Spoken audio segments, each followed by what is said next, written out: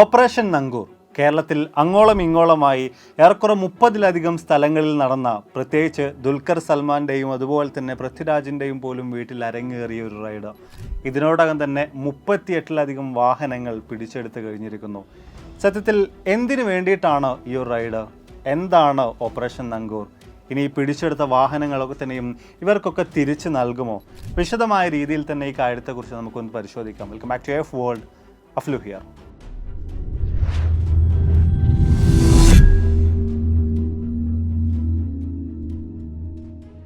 ഭൂട്ടാൻ ഭാഷയിൽ വാഹനം എന്ന അർത്ഥം വരുന്ന വാക്കാണ് നങ്കൂർ എന്ന് പറയുന്നത്. ഈ കഴിഞ്ഞ ദിവസങ്ങളിലായിട്ട് പത്രമാധ്യമങ്ങളിലൊക്കെ നിരന്തരമായിട്ട് നമ്മൾ കണ്ടുകൊണ്ടിരിക്കുന്നത്, അവിടങ്ങളിലൊക്കെ തന്നെയും നിറഞ്ഞു നിൽക്കുന്നത് ഈ ഓപ്പറേഷൻ നങ്കൂറാണ്. കഴിഞ്ഞ ദിവസങ്ങളിലായിട്ട് കേരളത്തിൽ 30ഓളം വരുന്ന സ്ഥലങ്ങളിൽ, പ്രത്യേകിച്ച് അതിൽ എടുത്തു പറയേണ്ട 1-2 കാര്യങ്ങൾ, ഒന്ന് ദുൽഖർ സൽമാൻ്റെയും അതുപോലെ തന്നെ പൃഥ്വിരാജിൻ്റെയും പോലും വീട്ടിൽ നടന്നിട്ടുണ്ടായിരുന്ന ഒരു വിപുലമായിട്ടുള്ള റൈഡ്. അതിൽ തന്നെ പരിശോധിക്കുകയാണെങ്കിൽ കേരള ട്രാൻസ്പോർട്ട് കമ്മീഷണറേറ്റും അതുപോലെ തന്നെ ATS സ്റ്റേറ്റ് പോലീസ് ഇവരെല്ലാവരും സംയുക്തമായിട്ടാണ് ഈ ഒരു റെയ്ഡിലേക്ക് ഇറങ്ങി തിരിച്ചിട്ടുണ്ടായിരുന്നത്. 48 മണിക്കൂറിനിടയ്ക്ക് തന്നെ ഇത്രയും സ്ഥലങ്ങളിൽ റെയ്ഡ് നടത്തിയതിൽ നിന്ന്, കൃത്യമായ രീതിയിലുള്ള പരിശോധനകൾ നടത്തിയതിൽ നിന്ന് 38ഓളം വാഹനങ്ങളെ ഇവർ പിടിച്ചെടുക്കുക കൂടെ ചെയ്തിട്ടുണ്ടായിരുന്നു. ഇതുമായി ബന്ധപ്പെട്ടുകൊണ്ട് വ്യത്യസ്ത രീതിയിലുള്ള വാർത്തകളും മറ്റുമൊക്കെ നിരന്തരമായിട്ട് പുറത്തു വന്നുകൊണ്ടിരിക്കുകയാണ്. വെറും ഒരു വാഹന റെയ്ഡ് എന്നതിനും അപ്പുറത്തേക്ക് അതീവ ഗുരുതരമായിട്ടുള്ള ചില കാര്യങ്ങൾ ഈ ഓപ്പറേഷൻ നങ്കൂറുമായി ബന്ധപ്പെട്ട് കിടക്കുന്നുണ്ട്. ഈ കാര്യങ്ങളെക്കുറിച്ചൊക്കെ തന്നെയും വിശദമായിട്ട് നമുക്കൊന്ന് മനസ്സിലാകണമെന്നുണ്ടെങ്കിൽ ഈ പിടിച്ചെടുത്ത് കൊണ്ടുപോയിട്ടുള്ള വാഹനങ്ങൾ ഏതൊക്കെയാണ്, ഏത് കാറ്റഗറിയിൽ വരുന്നതാണ് എന്ന കാര്യത്തെക്കുറിച്ച് വ്യക്തമായ രീതിയിൽ നമ്മളൊന്ന് മനസ്സിലാക്കിയിരിക്കേണ്ടതുണ്ട്. ഈ പിടിച്ചെടുത്തിട്ടുള്ള വാഹനങ്ങളിൽ ഭൂരിഭാഗവും ക്ലാസിക് കാറ്റഗറിയിൽ പെടുന്ന വാഹനങ്ങളാണ്, അല്ലെങ്കിൽ ക്ലാസിക് കാർസ് ആണ്. നമ്മൾ ഈ വിൻറ്റേജ് വാഹനങ്ങൾ അല്ലെങ്കിൽ ആൻറ്റിക് വാഹനങ്ങൾ എന്നൊക്കെ നിരന്തരമായിട്ട് കേട്ടിട്ടുണ്ട്. അത്തരത്തിലുള്ള പല പ്രദർശനങ്ങളും മറ്റുമൊക്കെ നമ്മൾ നിരന്തരമായിട്ട് സന്ദർശിക്കാറുണ്ട്. പക്ഷേ എന്താണ് ഈ ക്ലാസിക് കാർസ്? ഏറെക്കുറെ 20 മുതൽ 40 വർഷം വരെ പഴക്കമുള്ള ആ ഒരു കാലഘട്ടത്തിൽ ഇറങ്ങിയിട്ടുള്ള വാഹനങ്ങളെയാണ് ക്ലാസിക് കാർസ് എന്ന് വിളിക്കുന്നത്. ഇനി അതിനേക്കാളൊക്കെ നല്ല രീതിയിൽ പഴക്കമുണ്ടെങ്കിൽ, ഏറെക്കുറെ 1930-കൾ 40-കളിലൊക്കെ ഇറങ്ങിയിട്ടുള്ള വാഹനങ്ങളാണെങ്കിൽ അതിനെയാണ് ആക്ച്വലി നമ്മൾ വിൻറ്റേജ് കാറുകൾ അല്ലെങ്കിൽ ആൻറ്റിക് കാറുകൾ എന്ന പേരിലൊക്കെ വിശേഷിപ്പിച്ചുകൊണ്ടിരിക്കുന്നത്. പല ആളുകൾക്കും ഈ ക്ലാസിക്കും ആൻറ്റിക്കും ഒക്കെ പലപ്പോഴും മാറിപ്പോകാറുണ്ട്. ഇതാണ് ഇതിൻ്റെ ഡെഫിനിഷൻ. ഇനി ഈ ക്ലാസിക് കാറുകളുടെ കാര്യം പരിശോധിക്കുകയാണെങ്കിൽ തന്നെ നല്ല രീതിയിൽ മെയിൻറ്റെയിൻ ചെയ്ത് നല്ല കണ്ടീഷനുള്ള വാഹനങ്ങൾ കിട്ടാൻ വളരെയധികം പാടാണ്. ഇനിയിപ്പോൾ കിട്ടിക്കഴിഞ്ഞാൽ തന്നെ ഇതിൻ്റെ മെയിൻ്റനൻസ് എന്ന് പറയുന്നത് വളരെ തലവേദന പിടിച്ചൊരു കാര്യമാണ്. അതിൻ്റെ പ്രധാനമായിട്ടുള്ള കാരണം എന്ന് പറയുന്നത് ഇത്രയധികം വർഷം പഴക്കമുള്ള വാഹനമായതിനാൽ തന്നെ ഇതിൻ്റെയൊക്കെ പാർട്സിൻ്റെ അവൈലബിലിറ്റി വലിയ പ്രശ്നമാണ്, കിട്ടാനില്ല എന്നൊരു കാര്യമാണ്. എന്നിട്ട് കൂടെ ആളുകൾ വലിയ തോതിൽ വില നൽകിയിട്ട്, നമ്മൾ ഈ വിചാരിക്കുന്ന പോലെ 1, 2, 5, 10 ലക്ഷമല്ല, 25, 40, 50 ലക്ഷം വരെയൊക്കെ നൽകിയിട്ടാണ് ഈ ക്ലാസിക് കാറുകൾ ആളുകൾ സ്വന്തമാക്കിക്കൊണ്ടിരിക്കുന്നത്. ഇത്രയധികം പ്രശ്നങ്ങൾ ഉണ്ടായിട്ട് പോലും ഇതൊക്കെ മേടിക്കാനും ഇവിടെ ആളുകളുണ്ട്. എന്തുകൊണ്ടാണ് ഇത് എന്നൊരു കാര്യത്തെക്കുറിച്ച് നോക്കുമ്പോൾ അവിടെയും ചില പ്രത്യേക കാരണങ്ങൾ നമുക്ക് കാണാൻ സാധിക്കുന്നുണ്ട്. അതിൽ ഒന്നാമത്തെ കാരണം എന്ന് പറയുന്നത് ഇത്തരം വാഹനങ്ങൾ വളരെ റെയറാണ്, അപൂർവമാണ് എന്നത് തന്നെയാണ്. ഇനി എങ്ങാനും ഇത്തരത്തിലൊരു വാഹനം നമുക്ക് ലഭിച്ചു കഴിഞ്ഞാൽ തന്നെ അതുമായിട്ട് പുറത്തിറങ്ങി കഴിഞ്ഞാൽ ഒരു വലിയ അറ്റൻഷൻ സീക്കറായിട്ട് ഈ ഒരു ക്ലാസിക് വാഹനങ്ങൾ മാറി വരികയും ചെയ്യുന്നുണ്ട്. സ്വാഭാവികമായിട്ടും ഇത്തരം കാര്യങ്ങളൊക്കെ ഉള്ളതുകൊണ്ട് തന്നെ ആളുകൾ ഇതിനെ മേടിച്ചു വെക്കാൻ അല്ലെങ്കിൽ കളക്ട് ചെയ്യാനൊക്കെ പലപ്പോഴും മുന്നോട്ടേക്ക് വരുന്ന കാര്യം നമുക്ക് കാണാൻ സാധിക്കുന്നുണ്ട്. ഇനി ഇത്തരം റെയർ ആയിട്ടുള്ള വാഹനങ്ങൾ എവിടെ നിന്ന് കിട്ടുമെന്നൊരു വലിയ ചോദ്യം അവിടെയുണ്ട്. ആ ഒരു ചോദ്യത്തിൻ്റെ മറുപടി എന്ന് പറയുന്നത് കൃത്യമായ രീതിയിൽ തന്നെ ഇതിനെ മെയിൻറ്റെയിൻ ചെയ്ത് കൈമാറി വന്നിട്ടുള്ള ആളുകളുടെ കയ്യിൽ നിന്നും മേടിക്കുന്ന ഒരു പറ്റം ആളുകളുണ്ട്. നേരെ മറിച്ച് എംബസികളുടെ കയ്യിൽ നിന്നും ഇത്തരത്തിലുള്ള റെയർ ആയിട്ടുള്ള ഇമ്പോർട്ട് ചെയ്യപ്പെട്ടിട്ടുള്ള വാഹനങ്ങൾ മേടിക്കുന്ന ആളുകളെ നമുക്ക് കാണാൻ സാധിക്കുന്നുണ്ട്. പലപ്പോഴും പല വിദേശ രാജ്യങ്ങളുടെയും എംബസികൾ അവരുടെ ഹയർ ഒഫീഷ്യൽസിന് ഇന്ത്യയിൽ സഞ്ചരിക്കാൻ വേണ്ടി അവിടെ നിന്നും ഇങ്ങോട്ടേക്ക് വാഹനങ്ങൾ ഇറക്കുമതി ചെയ്യാറുണ്ട്. അപ്പോൾ ഈ ഹയർ ഒഫീഷ്യൽസ് എത്തുന്നതിന് മുമ്പ് തന്നെ അവർക്കുള്ള വാഹനങ്ങൾ ഇന്ത്യയിലേക്ക് എത്താറുണ്ടെന്നൊക്കെയാണ് പറയപ്പെടുന്നത്. മാത്രമല്ല അവരുടെ ഇവിടുത്തെ ഉപയോഗത്തിന് ശേഷം അവർ തിരിച്ചു പോകുന്ന അവസരത്തിൽ പലപ്പോഴും ഈ വാഹനങ്ങൾ അധിക ചെലവ് കാരണം തിരിച്ചു കൊണ്ടുപോകാറില്ല. അതിനു പകരം വളരെ യുണീക്കായിട്ടുള്ള പുറം രാജ്യത്ത് നിന്ന് ഇങ്ങോട്ടേക്ക് ഇമ്പോർട്ട് ചെയ്തിട്ടുള്ള ഈ വാഹനങ്ങൾ ഇവിടെ ഉപേക്ഷിച്ച് പോകുന്നൊരവസ്ഥയാണ് ഉണ്ടാകാറുള്ളത്. പിന്നീട് എംബസി ഏതാനും കാലത്തിന് ശേഷം ഇത്തരത്തിലുള്ള ഈ റെയർ ആയിട്ടുള്ള വാഹനങ്ങൾ ലേലത്തിൽ വിൽക്കുകയാണ് പതിവ്.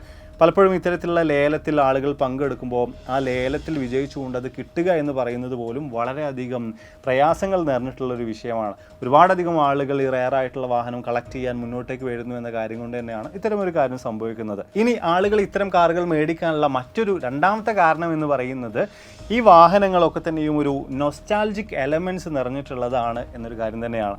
നിലവിലെ അത്യാവശ്യം കയ്യിൽ പണമുള്ള ആളുകളുടെ ഒക്കെ ഒരു ഏജ് ഗ്രൂപ്പ് നമ്മൾ നോക്കുകയാണെങ്കിൽ ഒരു 40+ ആയിരിക്കും. അതായത് അവരുടെ കുട്ടിക്കാലത്ത് നിരന്തരമായിട്ട് അവർ കണ്ടിട്ടുണ്ടായിരുന്ന മാഗസീനുകളിലും അല്ലെങ്കിൽ മറ്റു പല മാധ്യമങ്ങളിലൂടെയൊക്കെ കണ്ടിട്ടുണ്ടായിരുന്ന നൊസ്റ്റാൾജിക് ആയിട്ടുള്ള അവർക്ക് മേടിക്കണമെന്ന ആഗ്രഹമുള്ള രീതിയിലുള്ള വാഹനങ്ങൾ തന്നെയാണ് ഇപ്പോൾ ഈ ക്ലാസിക് കാറ്റഗറിയിൽ വരുന്നത്. സ്വാഭാവികമായിട്ടും ഇത്തരത്തിലുള്ള വാഹനങ്ങളെ കാണുമ്പോൾ പൊന്നും വില നൽകിയിട്ട് അത് മേടിക്കാൻ വേണ്ടി നിലവിൽ ഈ ക്യാഷുള്ള ആളുകളൊക്കെ തന്നെയും മുന്നോട്ടേക്ക് വരുന്നൊരു കാഴ്ച കൂടെ അവിടെ നമുക്ക് കാണാൻ സാധിക്കുന്നുണ്ട്. അപ്പം അതുകൊണ്ടൊക്കെ തന്നെയാണ് ഇവിടെ ഇപ്പോൾ ഈ റെയ്ഡ് നടന്നൊരു അവസരത്തിലും അത്യാവശ്യം ക്യാഷുകാരായിട്ടുള്ള ആളുകളുടെ വീടുകളിലും അവരുടെ ഗ്യാരേജുകളിലും ഒക്കെ തന്നെയാണ് ഈ റെയ്ഡുകൾ നടന്നിട്ടുള്ള എന്നൊരു കാര്യം നമുക്ക് അവിടെ കൃത്യമായ രീതിയിൽ നോക്കി കാണാൻ സാധിക്കുന്നത്. ഇനി മൂന്നാമത്തെ ഒരു കാരണം എന്ന് പറയുന്നത് നിലവിലുള്ള ഏറ്റവും ലേറ്റസ്റ്റ് ആയിട്ടുള്ള കാറുകൾ അപേക്ഷിച്ച് നമ്മൾ പരിശോധിക്കുന്ന അവസരത്തിൽ ഈ ക്ലാസിക് കാറുകളൊക്കെ തന്നെയും കുറച്ചുകൂടെ റോ പവറൊക്കെ നമുക്ക് നൽകുന്ന രീതിയിൽ ഏതൊരു എന്തൂസിയാസ്റ്റുകളെയും അട്രാക്റ്റ് ചെയ്യുന്ന ഒരു അവസ്ഥയിലാണുള്ളത്. അപ്പം നിലവിലെ കാറുകളൊക്കെ പരിശോധിക്കുമ്പോൾ ഒരുപാടധികം സെൻസറുകളും ഒരുപാടധികം ഇലക്ട്രോണിക്സും ഒക്കെ ആയിട്ട് അങ്ങനെ ഒരു അവസ്ഥയിലാണുള്ളതെങ്കിൽ ഈ ക്ലാസിക് കാറുകളുടെ കാര്യത്തിലേക്ക് വരുമ്പോൾ ഇത്തരം ഇലക്ട്രോണിക്സും സെൻസറുകളൊക്കെ പൊതുവെ കമ്പാരിറ്റീവ്ലി വളരെയധികം കുറവാണ്. സ്വാഭാവികമായിട്ടും ആ ഒരു ഡ്രൈവ് മാക്സിമം എൻജോയ് ചെയ്തിട്ട് ട്രാവൽ ചെയ്യാനൊക്കെ ഇത്തരം ക്ലാസിക് കാറുകൾ ഉപയോഗിക്കുക വഴി സാധിക്കാറുണ്ട്. അതുകൊണ്ടൊക്കെ തന്നെയാണ് ഈ ഓട്ടോ എന്തൂസിയാസ്റ്റുകളായിട്ടുള്ള ആളുകൾ പലപ്പോഴും ഇത്തരത്തിലുള്ള ക്ലാസിക് കാറുകൾ അവരുടെ കളക്ഷനിലേക്ക് മേടിച്ചു വെക്കുന്നത്. ചിലപ്പോൾ റീസെൻ്റ്ലി ചില ആളുകളുടെയൊക്കെ ഇൻ്റർവ്യൂകൾ നിങ്ങൾ കേട്ടിട്ടുണ്ടാകും. അവർ ഓൾറെഡി ഇപ്പോൾ തന്നെ V8 V12 എഞ്ചിനുകളൊക്കെ കളക്ട് ചെയ്യാൻ തുടങ്ങിയിട്ടുണ്ട്. നിലവിലുള്ള റോൾസ് റോയ്സും ഫെറാറിയും അതുപോലെ തന്നെ പോർഷയുടെ ചില കാറുകളൊക്കെ അവരിപ്പോൾ തന്നെ മേടിച്ച് വെക്കാൻ തുടങ്ങിയിട്ടുണ്ട്. കാരണം ഇനിയുള്ള കാലത്ത് ഒരു പക്ഷേ കംപ്ലീറ്റ്ലി ഇലക്ട്രിക്കിലേക്ക് മാറുകയാണെങ്കിൽ അല്ലെങ്കിൽ മറ്റെന്തെങ്കിലും ഫ്യൂവലിലേക്കൊക്കെ മാറുകയാണെങ്കിൽ ഇത്തരത്തിലുള്ള എഞ്ചിനുകൾ സ്വാഭാവികമായിട്ടും നഷ്ടമായി തുടങ്ങും, ഇല്ലാതായി തുടങ്ങും. അതൊക്കെ മുന്നിൽ കണ്ടുകൊണ്ട് പല ആളുകളും ഇപ്പോൾ തന്നെ അത് മേടിച്ച് വെക്കുന്നുണ്ട്. അപ്പം ഈ ഒരു രീതിയിലും ക്ലാസിക് കാറുകളെ നോക്കി കാണുന്ന ആളുകളെ നമുക്ക് കാണാൻ സാധിക്കുന്നുണ്ട്. അപ്പോൾ ഏറെക്കുറെ നിങ്ങൾക്ക് ഈ ഒരു ക്ലാസിക് കാറുകളുടെ ഡിമാൻഡിനെ കുറിച്ച്, എന്തുകൊണ്ട് ആളുകൾ ഒരുപാട് ലക്ഷങ്ങൾ മുടക്കി ഇത് മേടിക്കുന്നു എന്ന കാര്യത്തെക്കുറിച്ചൊക്കെ കൃത്യമായ രീതിയിലുള്ള ഒരു ധാരണ തന്നെ ലഭിച്ചുകാണെന്ന് വിചാരിക്കുന്നു. അപ്പം സ്വാഭാവികമായിട്ടും ഇത്തരം വിഷയങ്ങളൊക്കെ ഉള്ളത് കൊണ്ട് തന്നെ കേരളത്തിലുണ്ടായിരുന്ന, ഇന്ത്യയിലുണ്ടായിരുന്ന നല്ല ക്ലാസിക് കാറുകളുടെ എണ്ണവും വളരെയധികം കുറവായിരുന്നു. പ്രത്യേകിച്ച് നോക്കുകയാണെങ്കിൽ ടൊയോട്ടയുടെ LC ലാൻഡ് ക്രൂയിസർ, അതേപോലെ തന്നെ ലാൻഡ് റോവറിൻ്റെ ഡിഫൻഡർ, ഇങ്ങനത്തെ വാഹനങ്ങളൊക്കെ ക്ലാസിക് വാഹനങ്ങൾ വളരെയധികം കുറവായിരുന്നു. പക്ഷേ കഴിഞ്ഞ ഒരു വർഷത്തെ കണക്കുകളെടുത്ത് പരിശോധിച്ച് നോക്കുമ്പോൾ അങ്ങിങ്ങായിട്ട് LCകളും അതുപോലെ തന്നെ പഴയ ഡിഫൻഡറുകളും ഒക്കെ ഓടി നടക്കുന്ന കാഴ്ചകൾ നമുക്ക് കാണാൻ സാധിക്കുന്നുണ്ട്. സ്വാഭാവികമായിട്ടും ഇതുമായി ബന്ധപ്പെട്ടുകൊണ്ട് തന്നെ ശക്തമായ രീതിയിലുള്ള ചില അന്വേഷണങ്ങൾ ഉണ്ടാകുന്നുണ്ട്. അതാണ് ഏറ്റവും ഒടുവിൽ ഭൂട്ടാനിലേക്ക് വിരൽ ചൂണ്ടുന്ന ഒരു അവസ്ഥയിലേക്ക് എത്തി നിൽക്കുന്നത്. ഇപ്പം പല രാജ്യങ്ങളും നമ്മൾ പരിശോധിച്ച് നോക്കുകയാണെങ്കിൽ ഇത്തരത്തിലുള്ള ക്ലാസിക് കാറുകൾ അവിടെ വളരെയധികം ചീപ്പായിട്ടുള്ളതായിട്ട് നമുക്ക് കാണാൻ സാധിക്കാറുണ്ട്. പലപ്പോഴും നേപ്പാൾ പോലുള്ള പല രാജ്യങ്ങളിലും നമ്മൾ പരിശോധിക്കുകയാണെങ്കിൽ ഇത്തരത്തിലുള്ള ലാൻഡ് റോവർ ഡിഫൻഡറുകളൊക്കെ അവിടെ ടാക്സികളായിട്ട് പോലും ഉപയോഗിക്കുന്നുണ്ട് എന്ന് പറയുന്ന വാർത്തകൾ നമുക്ക് കാണാൻ സാധിക്കാറുണ്ട്. അപ്പം ഇവിടെ വളരെയധികം ഡിമാൻഡാണ്, പുറത്ത് വളരെ ചീപ്പായിട്ട് ഇത് ലഭിക്കുന്നുണ്ട് എന്നൊരു കാര്യം കൊണ്ട് തന്നെ പല ആളുകളും ഇല്ലീഗലായിട്ട് പോലും ഇങ്ങോട്ടേക്ക് ഇത് കൊണ്ടുവരാൻ ആരംഭിക്കുകയുണ്ടായി.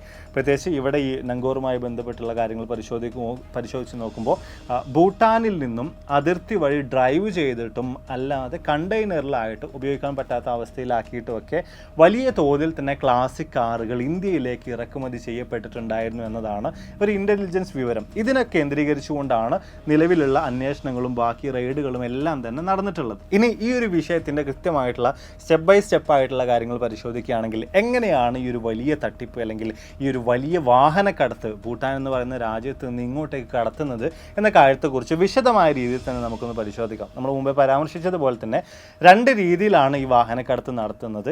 ഒന്നാമതായിട്ട് ടൂറിസ്റ്റ് വാഹനങ്ങളായിട്ട് അവിടെ നിന്നും ഡ്രൈവ് ചെയ്തിട്ട് ഇന്തോ ഭൂട്ടാൻ അതിർത്തിയിലൂടെ ഇന്ത്യയിലേക്ക് കടന്നു വരുന്ന വാഹനങ്ങളുണ്ട്. രണ്ടാമതായിട്ട് കണ്ടെയ്നറിലും മറ്റുമൊക്കെ ആയിട്ട് വാഹനങ്ങൾ ഇന്ത്യയിലേക്ക് എത്തിച്ചേരുന്നുണ്ട്. പിന്നീട് ഇന്ത്യയിൽ എത്തിയിട്ടുള്ള ഈ വാഹനങ്ങളെ വ്യാജ സീലുകളും മറ്റും ഉപയോഗിച്ചിട്ട്, പ്രത്യേകിച്ച് US എംബസിയുടെയും ഇന്ത്യൻ ആർമിയുടെയും പോലും വ്യാജ സീലുകളും രേഖകളും ഒക്കെ ഉണ്ടാക്കിയതിനു ശേഷമാണ് ഇത് പിന്നീട് ഹിമാചൽ പ്രദേശിലേക്ക് രജിസ്റ്റർ ചെയ്യുന്ന ഒരു കാര്യമാണ് സംഭവിക്കുന്നത്. അവിടെയും ഗവൺമെൻറ് വെബ്സൈറ്റ് പോലും ഹാക്ക് ചെയ്തുകൊണ്ട് അതിനകത്ത് വ്യത്യസ്ത മാറ്റങ്ങളൊക്കെ വരുത്തിയിട്ട് രേഖകൾ ഉണ്ടാക്കിയിട്ടാണ് ഇത്തരത്തിൽ അതിർത്തി കടന്നു വരുന്ന ഈ വാഹനങ്ങളെ ഇവിടെ ഹിമാചൽ പ്രദേശിൽ പ്രദേശിലേക്ക് രജിസ്റ്റർ ചെയ്യുന്നത്. ഈ ഒരു അവസരത്തിൽ അവിടെ ഒരു വ്യാജമായിട്ടുള്ള അഡ്രസ്സും മറ്റുമൊക്കെ ഒരു വ്യക്തിയുടെ പേരിൽ ഉണ്ടാക്കിയിട്ട് തന്നെയാണ് അയാളുടെ പേരിലേക്ക് ഈ വാഹനങ്ങളെ, അതിർത്തി കടന്നു വരുന്ന വാഹനങ്ങളെ രജിസ്റ്റർ ചെയ്യുന്നത്. പിന്നീട് HP-യിൽ നിന്ന്, ഹിമാചൽ പ്രദേശിൽ നിന്ന് ഇന്ത്യയുടെ വ്യത്യസ്ത ഭാഗങ്ങളിലേക്ക് ഈ ക്ലാസിക് കാറുകൾ ആളുകൾ മേടിച്ചുകൊണ്ട് പോകുന്ന രീതിയിൽ അല്ലെങ്കിൽ എത്തിച്ചു നൽകപ്പെടുന്ന രീതിയിലൊക്കെയാണ് ഇതുമായി ബന്ധപ്പെട്ടുള്ള പ്രവർത്തനങ്ങളെല്ലാം തന്നെ നടന്നിട്ടുള്ളത്. ഇവിടെ കേരളത്തിലെ മാത്രം കണക്കുകൾ എടുത്ത് പരിശോധിച്ച് നോക്കുമ്പോൾ ഇത്തരത്തിൽ അതിർത്തി കടന്ന് 150 മുതൽ 200ഓളം വരുന്ന വാഹനങ്ങൾ കേരളത്തിലേക്ക് എത്തിയിട്ടുണ്ട്, കേരളത്തിൻ്റെ നിരത്തിലൂടെ ഓടിക്കൊണ്ടിരിക്കുന്നുണ്ട് എന്നാണ് അധികൃതർ ഈ കാര്യവുമായി ബന്ധപ്പെട്ടുകൊണ്ട് വിശദീകരിക്കുന്നത്. തീർച്ചയായിട്ടും എന്തുകൊണ്ടാണ് ഈ ഓപ്പറേഷൻ നങ്കൂർ ഇത്രയധികം വലിയ ഗുരുതരമായിട്ടുള്ള ഒരു പ്രശ്നമായിട്ട് മാറുന്നത്, ഇതിൻ്റെ പുറകിൽ എന്തെല്ലാമാണ് എന്ന കാര്യത്തെക്കുറിച്ച് കൃത്യമായ രീതിയിൽ തന്നെ നിങ്ങൾക്ക് മനസ്സിലായി കാണും എന്ന് വിചാരിക്കുന്നു. അപ്പം ഇതിനുവേണ്ടി ചില സംഘങ്ങൾ തന്നെ പ്രവർത്തിച്ചു വരുന്നുണ്ടെന്നുള്ള രീതിയിലൊക്കെ തന്നെ പറയുന്നുണ്ട്. കോയമ്പത്തൂരൊക്കെ കേന്ദ്രീകരിച്ചുകൊണ്ട് ആളുകൾ ഇത്തരം കാര്യങ്ങൾ ചെയ്തുകൊണ്ടിരിക്കുന്നുണ്ട്. വലിയൊരു വാഹനക്കടത്ത് മാഫിയ തന്നെ ഇതിന് പുറകിൽ പ്രവർത്തിച്ചുകൊണ്ടിരിക്കുന്നുണ്ട് എന്ന രീതിയിലൊക്കെ അധികൃതർ വിശദീകരിക്കുന്നതായിട്ട് നമുക്ക് കാണാൻ സാധിച്ചിട്ടുണ്ടായിരുന്നു. ഇവിടെ മറ്റൊരു രാജ്യത്തുള്ള വാഹനങ്ങൾ, പ്രത്യേകിച്ച് ഭൂട്ടാനിലെ പട്ടാളക്കാർ പോലും ഉപയോഗിച്ച് അവിടെ നിന്ന് ഒഴിവാക്കിയിട്ടുണ്ടായിരുന്ന വാഹനങ്ങൾ പോലും ഉൾപ്പെടുന്നുണ്ട്. അത്തരത്തിലുള്ള വാഹനങ്ങൾ അതിർത്തി കടന്നുകൊണ്ട് ഇന്ത്യയിലേക്ക് എത്തുന്നുണ്ട് എന്ന് മാത്രമല്ല, നമ്മുടെയൊക്കെ തന്നെയും നമ്പർ പ്ലേറ്റുകൾ വെച്ചുകൊണ്ട് ഹിമാചൽ പ്രദേശിലാണെങ്കിലും അല്ലെങ്കിൽ കേരളത്തിലാണെങ്കിൽ പോലും നമ്പർ പ്ലേറ്റുകളിലേക്ക് പോലും പൂർണ്ണമായിട്ടും മാറ്റിയിട്ട് ഇവിടെ ഓടിക്കൊണ്ടിരിക്കുന്നുണ്ട് എന്ന് പറയുന്നത് തീർച്ചയായിട്ടും ഗുരുതരമായിട്ടുള്ള വിഷയം തന്നെയാണ്. ഇത്തരത്തിൽ അതിർത്തി കടന്നു വരുന്ന വാഹനങ്ങളോടൊപ്പം ഇല്ലീഗലായിട്ടുള്ള സബ്സ്റ്റൻസുകൾ കൂടെ ഉണ്ടോ എന്നൊരു ആശങ്ക കൂടെ അവിടെ ഉന്നയിക്കപ്പെടുന്നതായിട്ട് നമുക്ക് കാണാൻ സാധിക്കുന്നുണ്ട്. മാത്രമല്ല മറ്റൊരു ഞെട്ടിക്കുന്ന കാര്യം, പരിവാഹൻ വെബ്സൈറ്റിൽ നമ്മൾ പരിശോധിക്കുന്ന അവസരത്തിൽ 2014 മാനുഫാക്ചറിങ് ആയിട്ടുള്ള ഒരു വാഹനം കൃത്യമായിട്ടുള്ള പരിശോധനകളിലൂടെ കടന്നു പോകുമ്പോൾ അത് 2005 നിർമ്മിച്ചൊരു വാഹനമാണ്. ആ കാലം മുതൽക്കേ തന്നെ റോഡുകളിലുണ്ട്, നിരത്തുകളിലുണ്ട് എന്ന് പറയുന്ന ചില കണ്ടെത്തലുകളിലേക്ക് പോലും അധികൃതർക്ക് എത്തിച്ചേരാൻ സാധിച്ചിട്ടുണ്ടായിരുന്നു. അപ്പം അത്രയും വലിയ രീതിയിൽ വ്യാജരേഖകൾ നിർമ്മിക്കുകയും വ്യത്യസ്ത മാറ്റങ്ങൾ വരുത്തുകയൊക്കെ ചെയ്തുകൊണ്ട് വലിയ രീതിയിലുള്ള പല കാര്യങ്ങളും നടക്കുന്നുണ്ട് എന്നതിൻ്റെ അടിസ്ഥാനത്തിൽ കഴിഞ്ഞ ഏറെക്കുറെ 5ഓളം മാസങ്ങൾ നിരന്തരമായിട്ടുള്ള നിരീക്ഷണങ്ങൾക്ക് ശേഷമാണ് ഓപ്പറേഷൻ നങ്കൂറിലേക്ക് എത്തിയിട്ടുള്ളത് എന്നതാണ് ഇതുമായി ബന്ധപ്പെട്ടുള്ള വിശദീകരണങ്ങൾ നമുക്ക് കാണാൻ സാധിക്കുന്നത്. എന്തൊക്കെ തന്നെയായാലും ഇതിനോടകം തന്നെ 38ഓളം വരുന്ന വാഹനങ്ങളെയാണ് പിടിച്ചെടുത്തിട്ടുള്ളത്. പക്ഷേ ഇവിടെയും മറ്റൊരു കാര്യമുണ്ട്. നമ്മൾ ഈ പിടിച്ചെടുത്തിട്ടുള്ള വാഹനങ്ങളെക്കുറിച്ച് പരിശോധിച്ച് നോക്കുമ്പോൾ ഇതൊക്കെ തന്നെയും ഈ ബീഹാറിൽ നിന്ന് കൊണ്ടുവന്നിട്ടുള്ള വാഹനങ്ങളല്ല, മറിച്ച് സംശയങ്ങളൊക്കെ തോന്നിയതിന് അടിസ്ഥാനത്തിൽ ഇവരൊക്കെ തന്നെയും വാഹനങ്ങൾ നേരെ പിടിച്ചുകൊണ്ട് പോവുകയാണ് ചെയ്തിട്ടുള്ളത്.